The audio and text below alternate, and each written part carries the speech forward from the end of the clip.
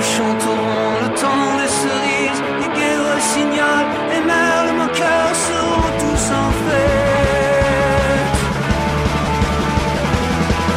Les belles auront la folie en tête, et les amoureux du soleil au cœur quand nous chanterons le temps des cerises, sifflera bien mieux le merle moqueur.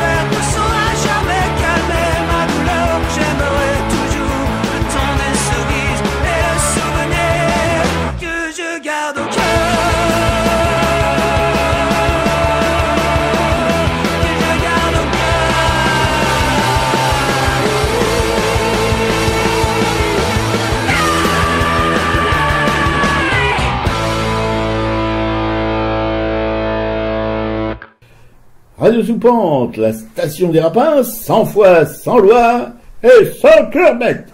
Nous sommes le mardi 15 janvier 2019 et vous allez écouter, si vous vous cramponnez, l'émission Art Racaille qui va vous parler aujourd'hui dans sa partie artistique de graveurs, encore une fois, des potes de Clément Moreau, des potes engagés en Suisse. C'est des graveurs suisses alors, non? Ouais, c'est ça, voilà. Et puis on vous parlera aussi d'un viron à la galerie Claude Bernard, pas une très bonne surprise pour nous. Elle a rétréci au lavage apparemment, il faut dire qu'on est allé un jour où il pleuvait pas mal, enfin du crachin. Bon. Vous venez d'écouter Le Temps des cerises du groupe Noir Désir et nous allons tenter au cours de cette émission, qui est une émission, il faut bien le reconnaître, mythique, un regard en marge sur l'art, et nous allons aussi tenter, là c'est plus fastoche, de dénoncer les sales coups de la politique politicienne en toc. Et c'est marrant parce qu'on est toujours aussi gâté de ce côté-là. Une petite citation qui précédera mon presse-papier, mais je préfère prendre de l'avance. Le mépris des hommes est souvent la marque d'un cœur vulgaire. Et c'est de Bébert Camus.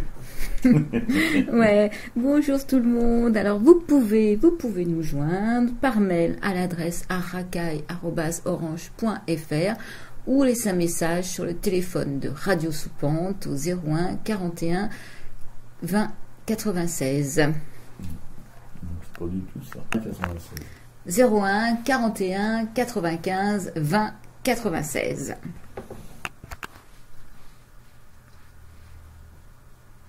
« 325 000 francs interprétés par Marc Augeret. » Trop de Français n'ont pas le sens de l'effort.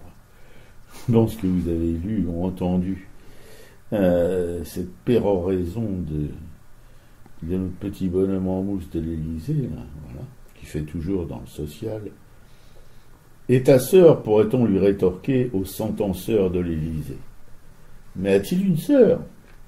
Nous ne nous intéressons pas du tout aux histoires des familles, qui font l'histoire de ce pays, les rois, empereurs et présidents, peu nous chaud.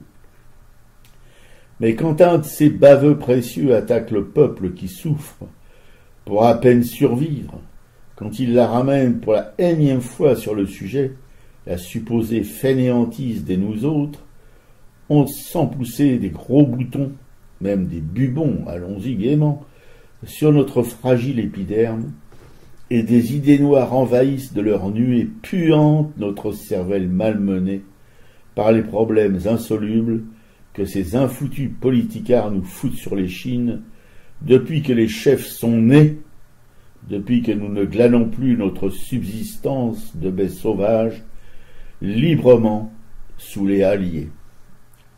Il ne comprend donc rien de pas grand-chose à ce que nous sommes, porteurs ou non de gilets sur le dos.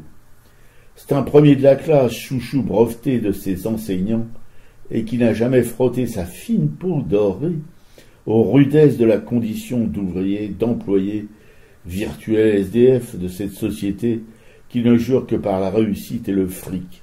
Jurer, cracher, croix de bois, croix de fer, si je mens, je suis en enfer.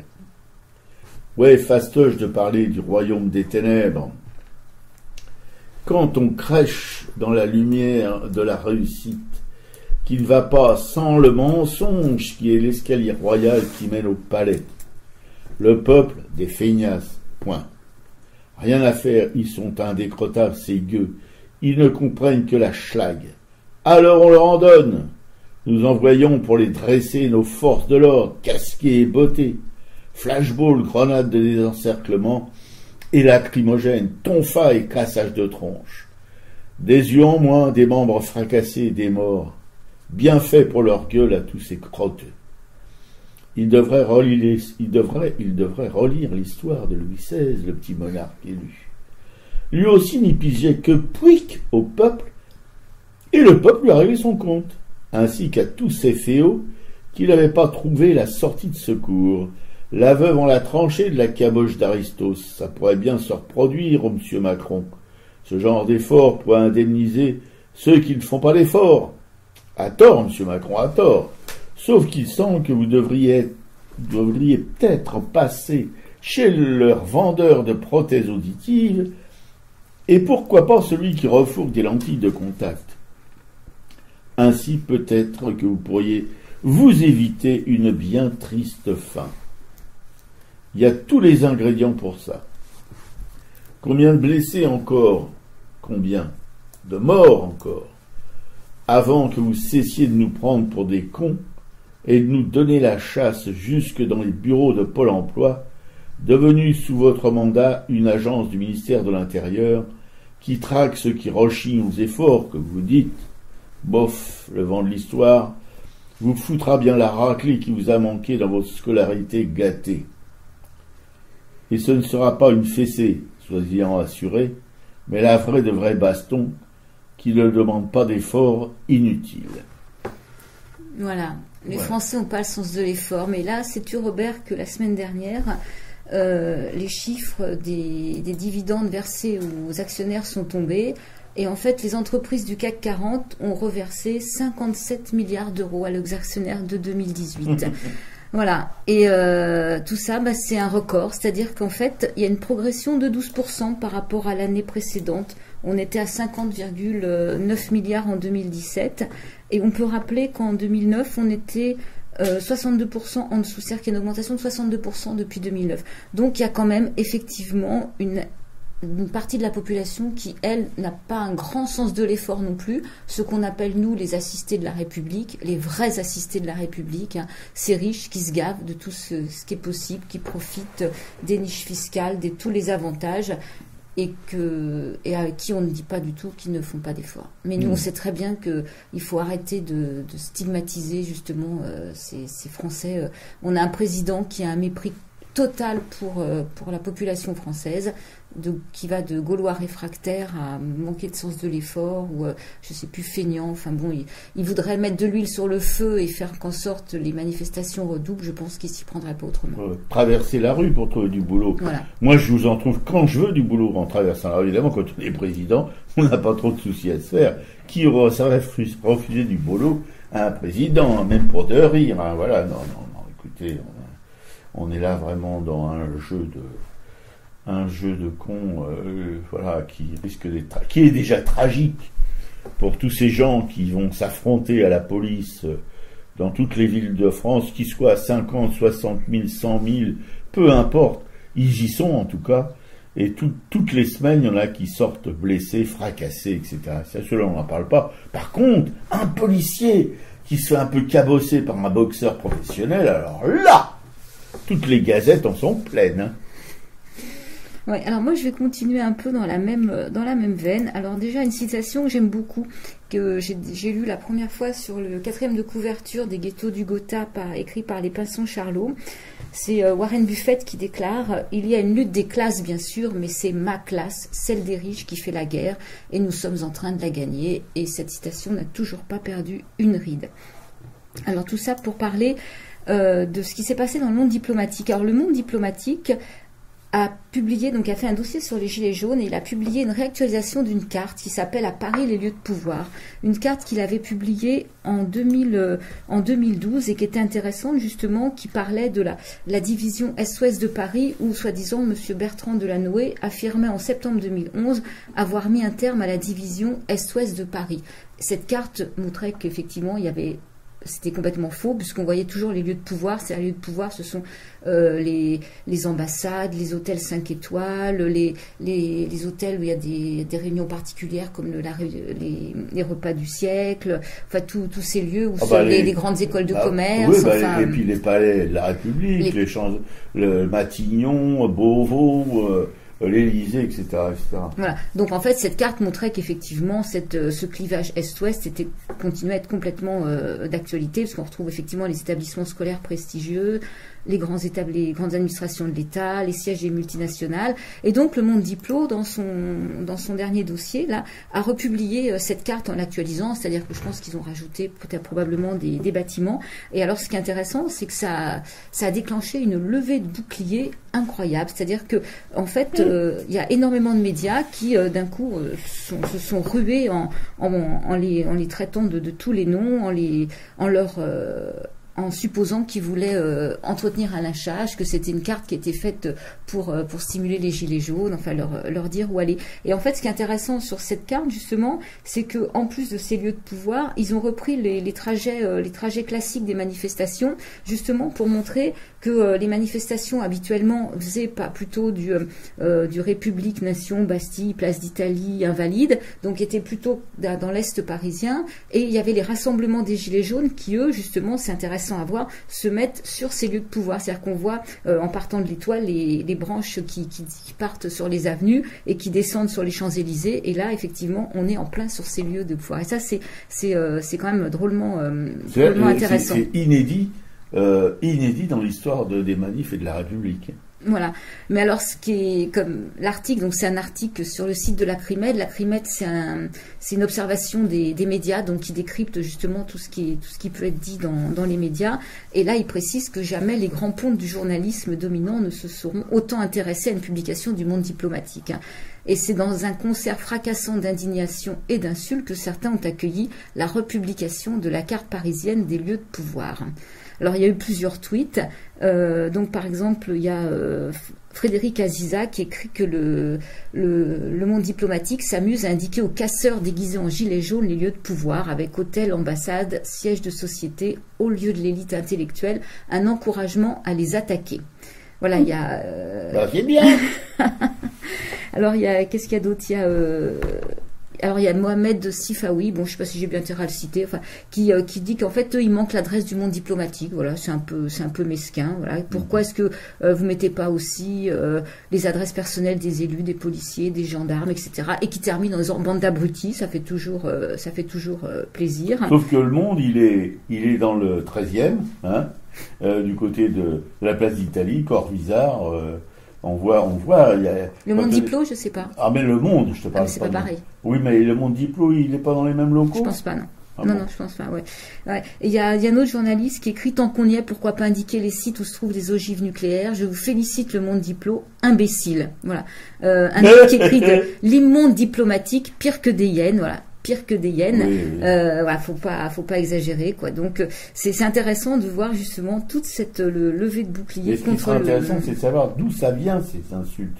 T'as pas les... Bah, il y a les noms des gens qui ont tweeté. En fait, tout ça, c'est des tweets. Il n'y a pas les noms des journaux dans lesquels ils travaillent? Si, il y a un journaliste du JDD, par exemple, une journaliste qui écrit « Je reste sans voix devant la carte hallucinante des lieux de pouvoir que publie le monde diplomatique dans ce contexte de violence débridée. À noter que leur propre adresse manque dans les hauts lieux de l'élite intellectuelle. Entre parenthèses, à aller ravager. » Bon. Bah, c'est où ils sont. Je sais pas. Ouais. Et voilà, il y a Raphaël Enthoven qui écrit aussi c'est vrai ça, le monde diplo, vous avez oublié de donner votre adresse au cas où certains gilets jaunes auraient le mauvais goût de vous prendre vous aussi pour des révolutionnaires en fauteuil. Donc voilà, c'est intéressant de voir quand même tout ça. Et la carte, par contre, est vraiment la carte. Il faut la conserver. Donc je vais mettre le lien sur le blog parce qu'on peut l'agrandir. Et effectivement, on voit tous ces, que ce soit donc toutes les ambassades. Il y a aussi LVMH bien sûr, toutes ces grandes entreprises, tous ces médias, ces cercles fermés comme le cercle, comme le siècle, etc. quoi. Oui, ma camarade a toujours le bon goût de trouver des infos dérangeantes. Je veux dire qu'il y avait un moment, c'est dommage, ils ont quitté le rond-point des Champs-Élysées, mais le Figaro avait son hôtel particulier au rond-point des Champs-Élysées, plus maintenant, mais bon, voilà. Après, c'était, je sais pas, Jour de France, ou je sais pas, un truc comme ça, voilà, bon. Bref. Mais en général, les journaux n'étaient pas dans le côté, l'ouest de Paris, mais plutôt à l'est. Voilà, les rédactions n'étaient pas. Même Le Monde aujourd'hui est du côté de la place d'Italie. Voilà, il y a un bel immeuble en verre. Le Monde Diplo, non, il faudra qu'on cherche l'adresse, parce qu'on pourra vous la donner, pour les gilets jaunes, s'ils ont besoin de l'argent. Ah oui, parce que nous, on est des défenseurs du grand capital, quand même. Ouais, non, c'est bien de voir des cartes comme ça. Ce qui est fou, c'est de voir comment les gens se déchaînent sur ces tweets et voilà, toujours insultés. C'est vraiment terrifiant, tous ces nouveaux moyens de communication informatique. C'est vraiment une. Et pourquoi ces lieux de pouvoir devraient rester secrets? C'est ça. Si on a des choses à cacher, évidemment, mais comme ils ont beaucoup de choses à cacher. Et à se reprocher, évidemment, qu'ils préfèrent être anonymes. Mais bon, ils existent, ils font des saloperies, tous ces gens-là.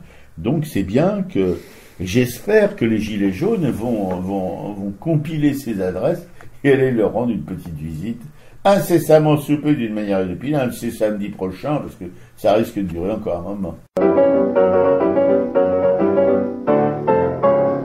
Accourez tous au jeu de massacre, la douzaine de balles pour 20 sous.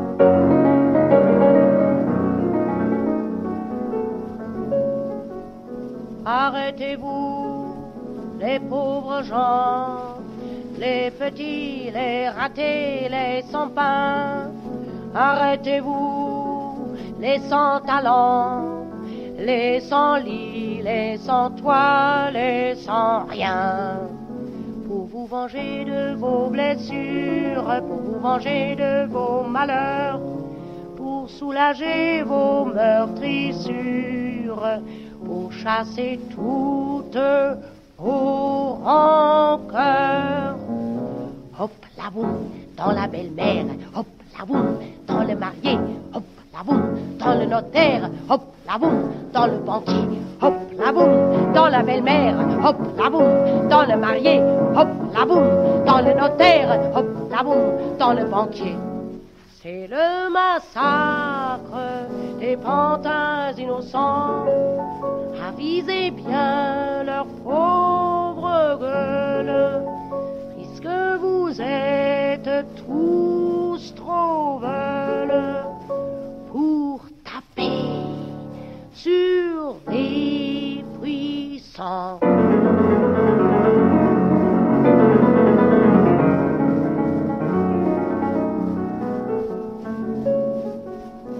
Et moi aussi, vivant guignol, j'ai comme eux récolté bien des coups. T'en souviens-tu, belle espagnole, mon amour si cruel et si doux? Pour se venger d'autres maîtresses, tous les amants m'ont fait souffrir. Encore meurtri d'autres caresses, ils m'ont fait mal à en mourir. Hop la boum dans la poitrine, hop la boum dans le palpitant, hop la boum dans la bobine, hop la boum, tiens dans les dents. Hop la boum dans la poitrine, hop la boum dans le palpitant, hop la boum dans la bobine, hop la boum, tiens dans les dents. C'est le massacre des pantins innocents. Avisez bien nos pauvres gueules, puisque nous sommes tous trop veules pour taper sur les puissants. Voilà, donc c'était Jeu de massacre interprété par Marianne Oswald.